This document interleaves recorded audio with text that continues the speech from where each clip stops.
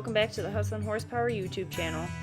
Nick, Miley, Sexy Rexy, and I all loaded up in the Honda on Wednesday of last week to head out to North Carolina for the race down at Shadyside. Nick usually likes to drive overnight, so we were able to see some really cool views of the sunrise. Once we got to North Carolina, we had to do some maintenance in the shop on the car and get the flywheel switched out, so that's what today's video is going to mostly be about. And then in our next video, you will get to see the racing and how well the car did out at Shadyside. So once again, we appreciate everybody who supports our journey. If you are subscribed to the YouTube channel or like the Facebook page, we greatly appreciate it. Anybody that watches the videos. So let's get into today's video.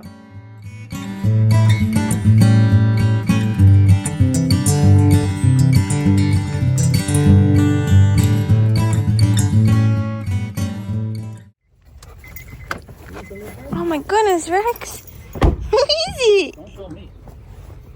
Why not?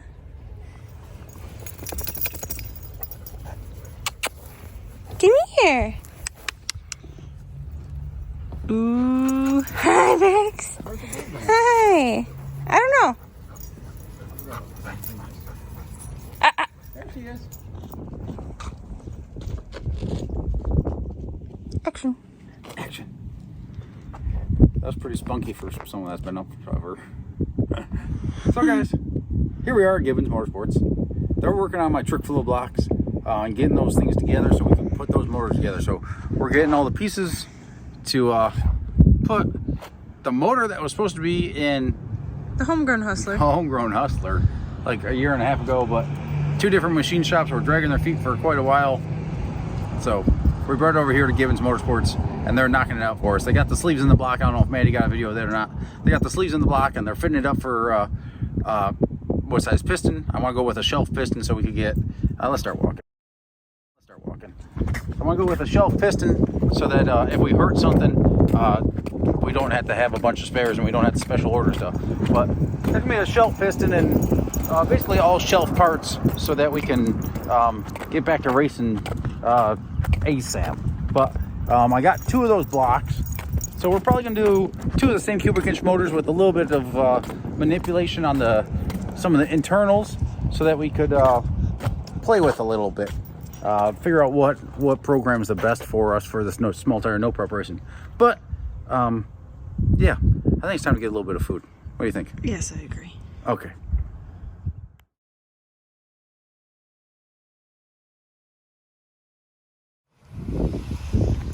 You helping him, Rex? Oh. I mean, you said yeah. You didn't say, like, what you want me to do. Okay, steer the wheel. Putting it in the shop. Get that flywheel flipped out. I wasn't even there for that. It's not my mistake. Well, you should have waited for me. If you're not there, I don't win races. It wasn't even winning a race or anything. It was starting the car.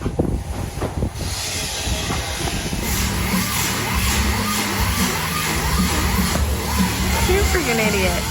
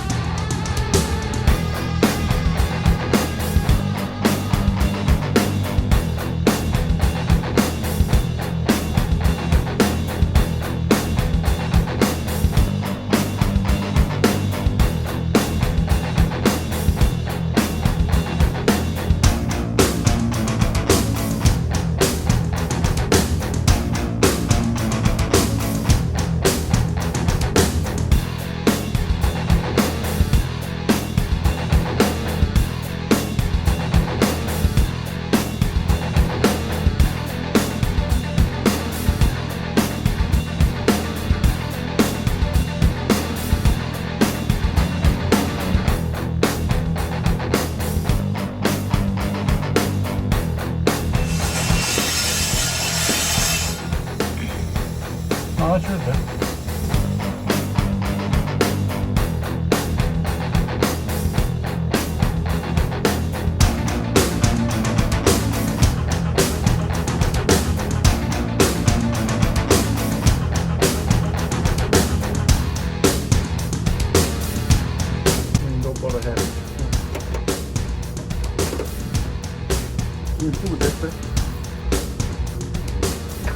Oh, no. Okay. That's what it's supposed to look like. That's not what it's supposed to look like. Oh yeah. You know? Half the flywheel's missing like the edge of its teeth.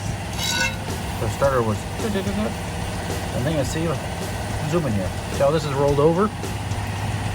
Then the armature of the starter, because when the starter engages, it kicks out. It goes, whoop, it gets energized and kicks out. Yeah. So it's like a corkscrew type deal. So it kicks out before it turns, kind of thing. And if it can't get in there, well, then it's just like zing, zing, zing, zing, zing. And that's why I had to wait when I was bumping over. You gotta wait until the cylinder pressures bleed down. So like when you know how you turn over a motor, like the cylinder pressure builds up? Yeah. Well, you have to let all that bleed out so you can get it to a point where it's just like, you know what I'm saying? Yeah. Because eventually, if you turn a motor over with the spark plugs in it, it gets really hard. Yeah. But if you wait a second, it bleeds through past the rings and the valves and stuff like that. Not blow by, but like it can't hold pressure forever. So you give it a couple seconds and then it lets it go over. Well, if you get in too much of a panic and you, well, then you're just going to completely mangle it. So you got to wait until the pressure releases and gives it a chance to catch. Easier said than done. But you know what I also see in here? See how I see threads in there? Yeah. I wonder if that flywheel was drilled out for a friggin' like a blower deal. And had bigger bolts in it. For half-inch bolts instead of 7/16 bolts. See how this says engine sight? Yeah. The other one did too. Yeah. You taught me that last time. But they also, generally speaking, the SFI sticker is supposed to be on the engine side because if you have a transmission cover, you have cover up on the backside. Gotcha. Ready to slap that bad boy in? I don't know if anyone's doing any slipping around here, but, you know, we're fighting our way through it. I'm worried about, what would you say I'm at today? 25%? 3%? I know, I'm dogging it today. But I did eat my first meal since Monday morning. Pretty good, right? Proud of you. I'm not sure Monday morning was a meal. I was in a bag a little bit. Doing good. So, how come you put the Loctite at the end? Because the Loctite's going to stick to the thread, so when you're tightening it down, like, it works its way up. So then it gets all the threads. But if you do, like, if you put the Loctite all the way up at the shoulder here, that shoulder is designed to be a shoulder, right? Just why, like this one I didn't cut down. Maybe not that one. Like the heim joints in the rear, right? The bolts look long. Yeah. It's because you got to have the right size shoulder length. Gotcha. Okay, that's why like NAS bolts and other bolts are like really high-end bolts. You could buy them with specified shoulder lengths. So you could have like a 3-inch bolt with a 2.5-inch shoulder, right? When normally like a 3-inch bolt might have, you know, 1.5 inch shoulder. Yeah. Okay. Yeah. But the shoulder, those threads will peen over. So this is a coarse bolt, and like ideally it wouldn't have coarse bolts on here, but this is the front suspension. It's not loaded. That's me making excuses to a certain point because I couldn't find the right ones. But you see how thick that thread is there? Like, it's an extreme case. But if that thread got rolled over, right? Yeah. So like this is on the shank of the bolt, the shoulder of the bolt, this is on the shoulder bolt, right? But if it was on the threads, right? Yeah. And the threads are smaller than the shoulder. Right. But when it gets worked on, now it gets really small. Now, like, if you have a 4-link car or something like that, I see it all the time at the track. And that's like, it's almost dangerous to a certain point. But when those threads get rolled over, now you have maybe 2 or 3 flats of adjustment that's shouldn't be there. That's just slop in there. That's not supposed to be there. You know what I mean? Yeah. So you gotta be careful like that. Bolts in here, but it's really best to have real flywheel bolts, flex plate flywheel bolts. A flywheel is actually for a stick car, but same freaking thing. Not really, but kind of. What's that grin for? Oh, I'm scared to say action. Oh, action.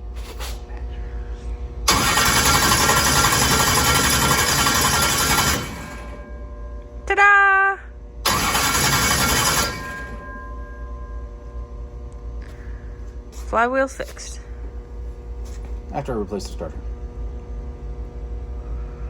Might as well do it while we have the car apart. So I put the old starter back in. But I took the old starter when we lost the homegrown Hustler. When I was building this car, I figured, hey, I got a brand new starter, might as well put it in there. Yeah. Well, then we have that screw up. Took out the flywheel and the starter. I think it took out the bushing on the starter. So, is it something we're not sponsored by them, but they are American made. You've ran them on the car for a while, right? Power Master. It's good stuff. Power Master. We run their adjustable regulator with the 14-volt battery. So we run their what's it called? But all their stuff, you send it in and they rebuild it for no cost. Ish. They got like a lifetime service warranty on them. So you, like if you screw up, like we screwed up a little bit here, so we'll have to pay for parts, but we could send it in and they'll build it back to new. Cool.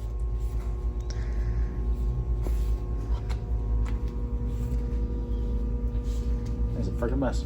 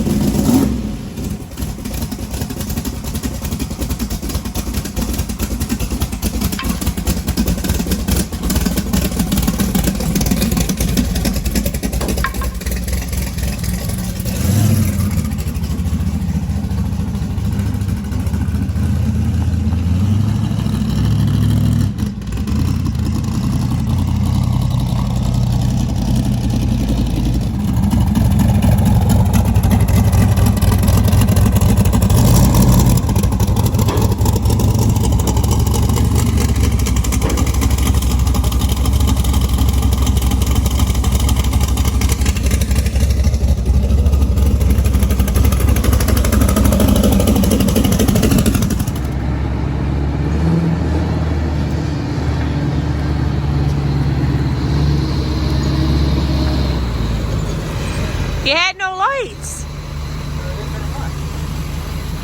Jackass. Don't zoom in here, it's ugly in here.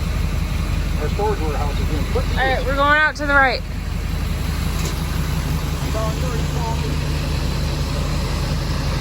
You're following me?